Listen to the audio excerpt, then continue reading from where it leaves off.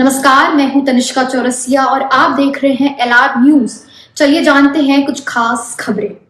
और हमारी तैयारी आपको जमीन पे दिखाई देगी। अगर डाका ना पड़े जैसे मिल्कीपुर में पड़ा, डकैती ना हो वोट के साथ, लूट ना हो। आपको नहीं पता कि लूट हुई? क्या अधिकारी क्या कर रहे थे सरकार का, वो शायद कुछ ना बताए। लेकिन मेरे दिल में पीड़ा है उन लोगों के प्रति जिनकी जान गई, और मैं उनके लिए हृदय से प्रार्थना करता हूँ। मेरी संवेदना उनके साथ है, और मैं सरकार से भी कहूँगा कि उन सब के आंसू पोंछने का, उनके साथ खड़े होने का सरकार को जरूरत है। पंचायत चुनाव भी है कुछ अगले वर्ष में, इसके अलावा 2027 है। और आजाद समाज पार्टी की क्या भूमिका होगी? आप 3-4 दिन पहले पंचायत चुनाव का जिक्र कर देते तो शायद बहुत सारे नेता यहाँ आ जाते। तो आपने देर से जिक्र किया, इसलिए नेता यहाँ नहीं आए। तो मैं फिर ये कहूँगा कि हमारी तैयारी चल रही है, और हमारी तैयारी आपको जमीन पर दिखाई देगी। अगर डाका ना पड़े जैसे मिल्कीपुर में पड़ा, डकैती ना हो वोट के साथ, लूट ना हो। आपको नहीं पता कि लूट हुई? क्या अधिकारी क्या कर रहे थे? अधिकारी भाजपा के पोलिंग एजेंट बन के क्या कर रहे थे, आपने नहीं देखा? लोग क्या पुलिस के अधिकारियों ने फोन करके नहीं धमकाया लोगों को?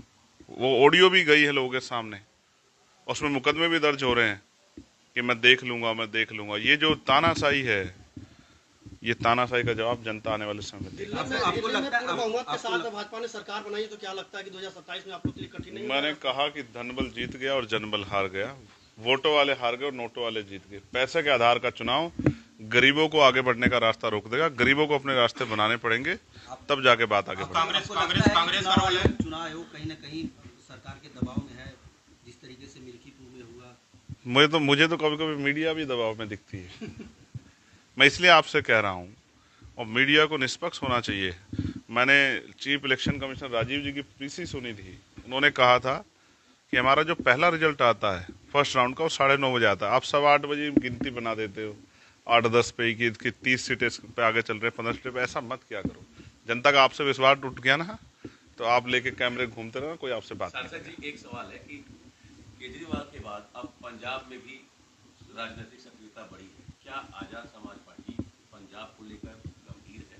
आप नहीं, हम अपना काम कर रहे हैं, और मुझे उम्मीद है। मैं ये नहीं कहता कि हम एक दिन में बहुत कुछ बदल देंगे, लेकिन धीरे धीरे शुरुआत होती है।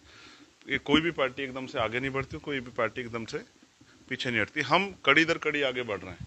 एक एक वोट वैल्यूबल होता है। आप समझते हैं भारत में वोट की क्या वैल्यू है?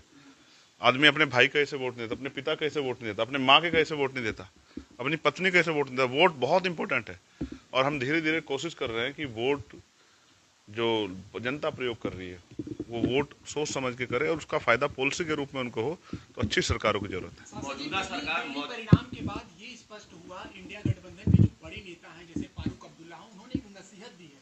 उन्होंने कहा है कि आप इसी तरह अगर लड़ते रहेंगे तो कहीं ना कहीं आगे आने वाले चुनाव में आपको ऐसे ही परिणाम देखने को मिलेंगे। आपको क्या लगता है, इंडिया गठबंधन में कहीं सब? इंडिया गठबंधन नहीं है, सत्ता की लड़ाई है। हरियाणा भी आपने देखा और दिल्ली भी देखा, सिर्फ सत्ता की लड़ाई। और महाराष्ट्र में भी आपने देखा, उत्तर प्रदेश के एक दल को जो इसी अलायंस का हिस्सा था, किस तरह से उनको अपमानित किया गया। ये सब आपने देखा, मैंने भी देखा, और दुनिया भी देख रही है कि संविधान को बचाने की बात करने वाले लोग सिर्फ कुर्सी पर बैठने का प्रयास कर रहे थे। और अब वो कुर्सी जो है, जब वो वाला चुनाव खत्म हो गया, तो स्टेट की कुर्सी पर अपने अपने आप आगे बढ़ने का प्रयास कर रहे हैं। इससे जनता का शायद भला ना हो। बाबा साहब को लेकर जो मौजूदा सरकार है वो बहुत गंभीर दिख रही है। वो बाबा साहब की चर्चा बार बार करती है, और आरोप कांग्रेस पर लगाती है कि बाबा साहब का सम्मान कांग्रेस के समय में नहीं हुआ। हम बाबा साहब के सम्मान करने वाले लोग हैं। मुख्यमंत्री भी बार बार कहते हैं, यूपी के नरेंद्र मोदी जी भी करते हैं। ठीक है, आपका क्या विचार है कि क्या वाकई एनडीए गवर्नमेंट कल का जो अवकाश नहीं है, और कल के लिए जो निर्देश नहीं दिए गए, ये इस बात का उदाहरण है कि वो बाबा साहब का या संतों का कितना सम्मान करते हैं।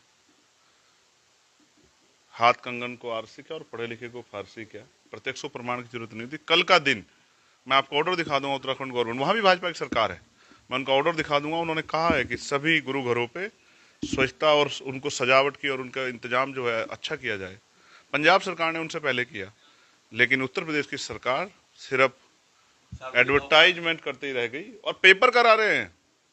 पेपर करा के जो है बच्चों को इन्वॉल्वमेंट करके, उस तरह से उनकी हमारी धार्मिक आस्था को ठेस पहुंचा के, अपमान करके जो है तमाशा देखने वाले मुख्यमंत्री को मैं आपसे आज वादा करता हूं कि मैं ये बात लेके कमजोर वर्गों के बीच में जाऊंगा कि उत्तर प्रदेश की सरकार ने कैसे हमारी आस्था का और हमारे धार्मिक उत्सव का मजाक बना, कैसे हमारे सतगुरु रविदास जी महाराज का अपमान। आज के लिए इतना ही। बाकी की तमाम खबरें जानने के लिए बने रहें एलआर न्यूज के साथ।